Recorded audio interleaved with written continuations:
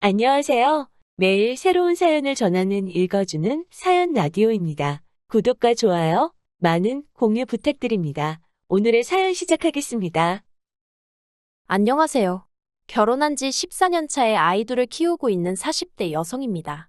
제 정신 나간 시동생하고 동서 얘기 좀 하려고요. 막말로 그 두 XX 때문에 열받아서 이렇게 글까지 쓰게 되다니 지금도 치가 떨리네요.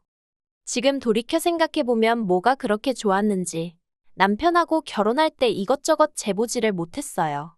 굳이 변명을 하자면 제가 워낙에 어려서부터 어렵게 살다 보니 탈출구를 찾고 있었던 것도 같고요. 그러나 중에 6살 많은 남자가 내가 너무 좋다지 돈도 많이 번다고 하지. 그러니까 마음이 기울었나 싶기도 하네요. 그리고 실제로 결혼하고 몇 년은 정말 행복했습니다. 남편이 따박따박 가져다주는 월급으로 살림 꾸리고 애들 키우는 재미가 있었어요.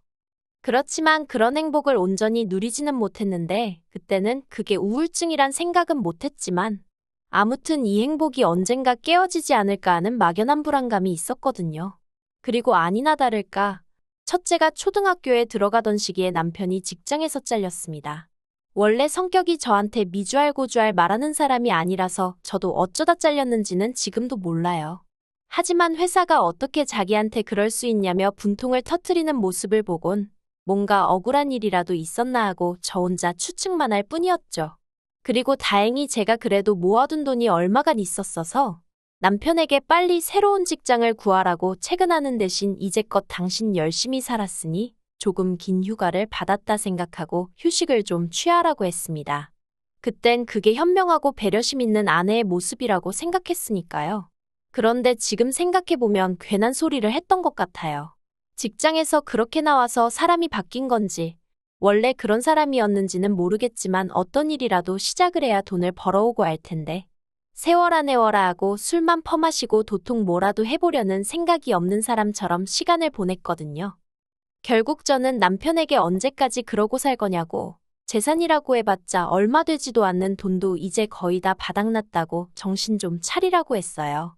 그랬더니 남편이 저더러 너도 나가서 돈 벌어보랍니다.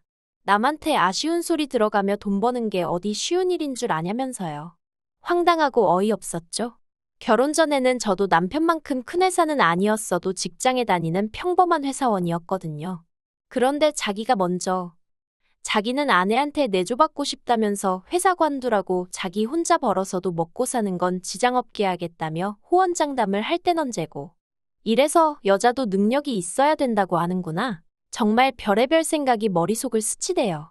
그래서 남편더러 알겠다고 나도 나가서 돈 벌 테니까 당신도 내일부터 당장 일자리 알아보라고 했어요. 그런데 제가 말은 호기롭게 했는데 생각해보니 애들을 맡길 곳이 마땅치도 않고 일을 어쩌나 싶었습니다. 그래서 일단 어머님께 연락을 드렸어요. 평소에 저희 애들을 예뻐하시기도 했고 제가 평소에 어머님께 잘해드렸거든요. 그러니 이번만큼은 어머님이 저희 사정을 좀 봐주지 않으실까 하는 기대가 있었죠. 그런데 어머님은 하루 종일도 아니고 아이들 학교만 어머님 집으로 시키면 안 되겠냔 제 부탁을 아주 단칼에 거절하셨습니다. 네 애는 네가 키우라면서요. 틀린 말씀은 아니었지만 너무 야속하더라고요. 참고로 친정부모님께서는 저희 집에서 4시간 이상 걸리는 곳에서 살고 계셨습니다. 그러니 한마디로 물어보나마난 상황이었죠. 그래서 결국 저는 집에서 하는 일을 알아보다가 온라인으로 장사를 시작했습니다. 제가 뭐 딱히 손재주가 있는 것도 아니고 해서 중국에서 이것저것 사다 팔았는데 그게 생각보다 일이 어렵지 않고 이윤도 괜찮게 남더라고요. 그래서 첫 달에는 100만 원밖에 못 벌었지만 이후로 조금씩 늘어서 1년이 지났을 땐 그래도 달에 3, 400은 벌기 시작했습니다. 그러자 처음엔 기껏 취직하겠다고 큰 소리 치더니 겨우 하는 게 1,000원, 2,000원짜리 파는 거냐며 무시하던 남편도 언젠가부턴 이달엔 얼마나 팔았냐며 관심을 보이대요. 참고로 남편은 이후로 예전 회사에서 같이 일하던 직원이 차린 회사에 나가고 있었어요. 일하는 시간은 저보다 길면서 돈은 저보다 덜 벌었고요. 아무튼 그렇게 장사를 해오던 어느 날 청천벽력 같은 소식이 들려왔습니다. 그날도 평소랑 다를 것 없는 날이었는데 어머님한테 전화가 왔어요.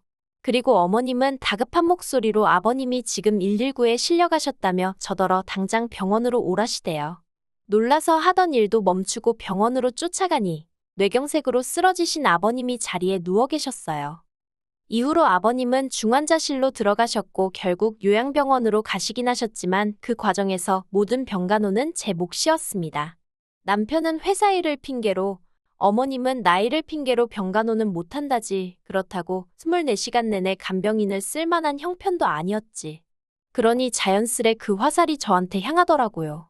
사실 남편에게는 겨우 2살 차이 나는 시동생도 있었는데 시동생과 동서 중 누구의 뜻이었는지 아니면 부부가 한마음이었던 건지는 몰라도 처음부터 병간호는 못한다며 대신 차라리 돈으로 때우겠다고 하대요. 그래서 제가 돈은 나도 있다고 했지만 뭐 무조건 못한다고 배째라고 나오니 한마디로 제가 어떻게 할 방법이 없었죠. 하지만 제가 병간호를 떠맡은 건 단지 이런 이유만 있었던 것은 아닙니다. 저는 그저 제 애들 보기 부끄럽지 않게 제 할도리는 하겠다는 마음으로 아버님 병간호를 한 거예요. 병간호하느라 피곤한 것과 모른 채 하고 찜찜한 것 중에 고르라 하면 몸은 피곤할지언정 마음이 떳떳한 게 낫다고 생각하기도 했고요. 하지만 아버님은 결국 3년 만에 돌아가셨습니다. 그리고 그때까지 시동생은 1원 한 푼 내놓지를 않았어요. 자기들도 애 키우고 어쩌고 하느라 돈 들어갈 데가 많아서 도통 여유가 없다면서요. 그리고 하늘도 무심하시지. 아버님께서 돌아가시고 얼마 지나지 않아 어머님이 대장암 3기라는 진단을 받으셨습니다. 그리고 이때부턴 정말 하루에도 몇 번씩 눈물만 났어요. 왜냐하면 남편이고 어머님이고 당연히 제가 어머님 병간호를 해드릴 거라 생각하는 눈치였거든요. 남편은 심지어 저더러 자기 어머니를 살려달라며 눈물을 보이는데 어이가 없어서 환장하겠더라니까요. 정말이지. 이게 내 팔자가 사나워서 이런 건가? 아니면 이 집구석에 뭐가 있기라도 한가? 솔직히 돌아가신 아버님을 탓할 일도 아니고 어머님이 원해서 암에 걸리신 것도 아닌데 정말 두 분 다 원망스럽고 남편도 꼴보기 싫고 애들한테도 미안하고 아무리 생각해도 나는 잘못한 게 없는데 왜 내가 이렇게 고생을 해야 하나 싶은 게 정말 어디 아무도 없는 데 가서 꺼이꺼이 울고 싶은 심정이었어요. 그리고 결국 저는 죽이 되든 밥이 되든 하는 데까지 내보자 생각하고 또 어머님 병간호를 시작했습니다. 그러자 이때는 시동생도 미안하긴 했는지 병원비에 보태라며 200만 원을 보내왔어요. 하지만 그게 처음이자 마지막으로 시동생이 지 부모 병원 생활할 때 한 아들 노릇이었네요. 어머님의 병간호를 하는 동안에도 저는 돈은 돈대로 벌어야 했고 살림도 해야 했고 그 와중에 애도 키워야 했으니 솔직히 어디다 말은 못했지만 이러다 내가 먼저 죽는 거 아닌가 싶대요. 살도 10kg 넘게 빠지고 탈모까지 생겼으니까요. 그런데도 제가 어머님을 끝까지 책임졌던 건 어머님이 매번 저에게 미안하다 고맙다는 말씀을 해주셨기 때문입니다. 그래도 알아주시니 감사해서 그리고 그런 어머님이 안쓰러워서 그냥 힘닿는 만큼은 어떻게든 해보자 하곤 버틸 수 있었달까요? 하지만 결국 지독한 항암 치료를 견디지 못하고 어머님도 세상을 떠나셨어요. 그리고 어머님이 저와 남편 앞으로 당신이 사시던 작은 아파트 한 채를 남기셨지요.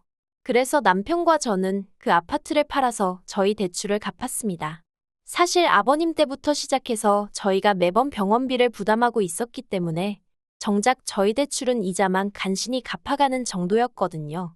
그리고 저희는 병원비 때문에 마이너스 통장도 쓰던 상황이었기에 그것도 정리했습니다. 그렇게 갚을 거 다 갚고 정리하고 나니까 1억 4천 정도 남더라고요. 솔직히 마음 같아선 그 돈 전부 다 제가 갖고 싶었어요. 저도 사람인데 그간 제가 한 고생에 대해서 보상을 받고 싶었던 게 솔직한 심정이었죠. 하지만 법이라는 게 그렇지 않으니 시동생에게 정확히 반 갈라줬습니다. 그런데 얼마 전, 그러니까 어머님 돌아가신 지 반년쯤 되던 시기였거든요. 생각지도 못한 이야기가 들려왔어요. 시동생네가 이혼을 하기로 했답니다. 제가 남편에게 갑자기 뜬금없이 그게 무슨 소리냐고 물으니 남편이 저희가 준 7천이 문제였던 것 같대요. 그래서 제가 그게 무슨 말이냐고 알아듣게 설명 좀 해보라 했습니다. 그리고 그렇게 듣게 된 이야기는 정말 말 같지도 않고 웃기지도 않대요. 동서가 어머님 사시던 아파트 매매가가 얼만지 알아봤는데 왜 자기들 몫이 7천밖에 안 되냐면서 난리를 쳤다나요? 그리고는 시동생더러 저희를 만나서 단판을 짓고 오랬다는 거예요. 가서 정확히 절반을 받아오라고 안 그러면 이혼이라고요. 그런데 시동생이 형님이랑 형수 그러니까 저희가 병간호만 몇 년을 들었는데 그동안 자기네가 한 게 뭐가 있다고 그런 소리를 할 수 있냐고 못한다고 버텼나 봅니다. 그래서 결국 이혼하기로 했다는 거예요. 7천 중 5천은 동서가 가져가기로 했고요. 그 소리를 듣는데 기도 안 차서 솔직히 둘이 비슷하니 한 이불 덮고 살지 싶었고 그러면서도 지부모가 아픈데 코빼기도 안 비추는 시동생이 문제지 동서가 문제겠냐 싶어서 동서한테는 병원에 오라 소리도 한 번 한 적이 없어요. 그런데 둘이 이혼하게 된 이야기를 듣고 있으니 시동생도 불쌍하고 동서가 문제다 싶대요. 하지만 거기까지였을 뿐 제가 나설 자리도 아니다 싶었고 제가 뭐 달리 해줄 수 있는 것도 없더라고요. 그저 어이가 없다고 말 한마디만 했죠. 그런데 남편이 제 눈치를 살살 보더니 그러지 말고 그냥 우리가 돈을 좀 더 주면 어떻겠냐입니다. 저 나이에 자기 동생 갑자기 혼자 되면 어떻게 사냐고요. 황당하고 기도 안 차서 남편한테 그 나이에 혼자 사는 남자가 얼마나 많은데 걱정할 걸 하라고 했어요. 무슨 한두 살 먹은 어린애도 아니고 굶어 죽기야 하겠냐고 멀쩡히 직장 다녀 집 있어 뭐가 걱정이냐고요. 그랬더니 집도 동서한테 뺏기게 생겼다면서 어쩌면 좋냐고. 그래서 제가 등신마냥 그걸 왜 다 뺏기고 있느냐고 밥그릇은 알아서 챙기라고 한마디 해버렸습니다. 하지만 남편은 계속해서 저더러 돈만 좀 더 챙겨주면 이혼은 안 할 것 같은데 어떻게 안 되겠냐고 저를 조르는 거예요. 결국 듣다 못한 제가 남편더러 동생하고 나란히 손잡고 이혼남 되기 싫으면 조용히 하라고 했어요. 그런데 어이없게도 동서가 저에게 직접 연락을 해왔습니다. 그리고는 자기네 이혼하기로 한 이야기 들으셨냐길래 들었다고 뭐 성인들끼리 그렇게 결정을 내렸다니 어쩌겠냐 했죠. 그랬더니 저더러 한다는 말이 뭐 느끼는 바가 없냐입니다. 그래서 제가 느끼는 바 있었지. 동서가 참 무서운 사람이구나. 그걸 느꼈어. 하고 한마디 쏘아붙였어요. 그랬더니 자기는 제가 더 무섭다며 어떻게 어머님 아버님 재산을 멋대로 처분할 수가 있냐면서 그깟 7천만 원 뭐 이거나 먹고 떨어져라 하면 자기네가 떨어져 나갈 줄 알았냐입니다.